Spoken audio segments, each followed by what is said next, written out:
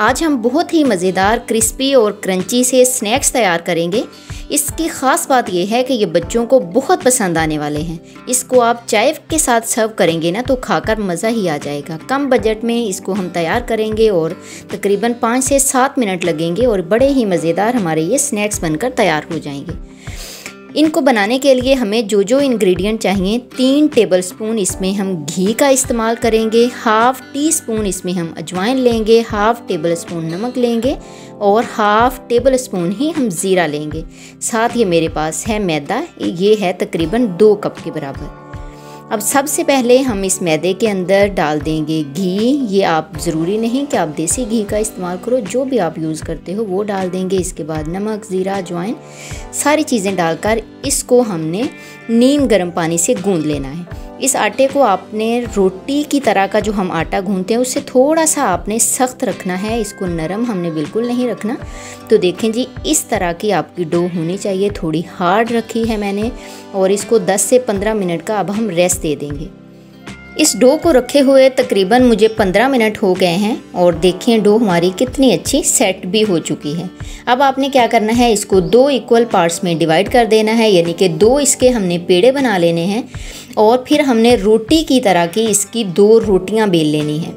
इस रोटी को आपने ना बहुत ज़्यादा पतला रखना है ना बहुत ज़्यादा मोटा रखना है और इसमें हमने खुश्के का इस्तेमाल थोड़ा ज़्यादा रखना है।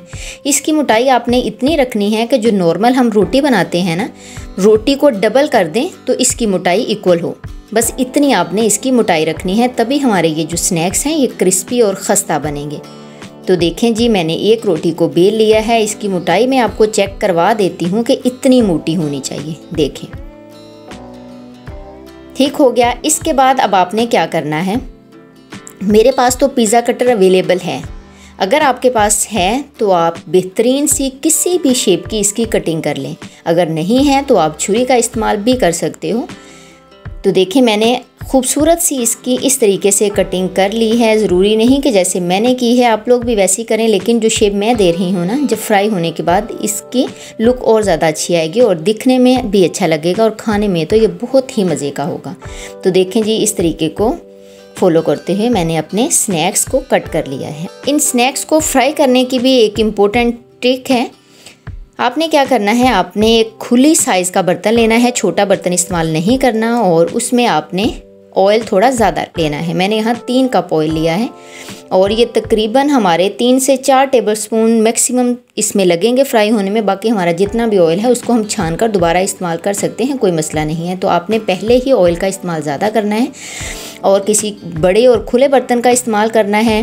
फ्लेम को आपने पहले मीडियम रखना है। ये अच्छे तरीके से फिर आपने इनको इस तरह, जो मैं चमचा इस्तेमाल कर रही हूँ, इसको दबाते रहना है तो ये अच्छे तरीके से फूल जाएंगे। ठीक हो गया। उसके बाद आपने क्या करना है, जब इनकी एक साइड इस तरह से फ्राई हो जाएगी ना, तो आपने फ्लेम को मीडियम से थोड़ा सा कम कर देना है और इस तरह आपने हिलाते हुए इनको फ्राई करते जाना है। तो जब इनका कलर इस तरह से गोल्डन सा ब्राउन होने लगेगा तो आप इनको निकाल लीजिएगा। अब सेव करने के लिए आप इनको पहले ठंडा कर लें। ठंडा करने के बाद किसी भी जार में डालकर आप इनको किचन में ही छोड़ दें। ये 10 से 15 दिन तक ख़राब नहीं होंगे। मेहमानों के लिए आप इनको सेव करके रख लें। मेहमानों को चाय के साथ आप सर्व करें या बच्चों को आप सर्व करें। ख़ुद भी शाम की चाय के साथ आप इसका एंजॉय कर सकते हैं। उम्मीद है ये रेसिपी आपको बहुत पसंद आएगी।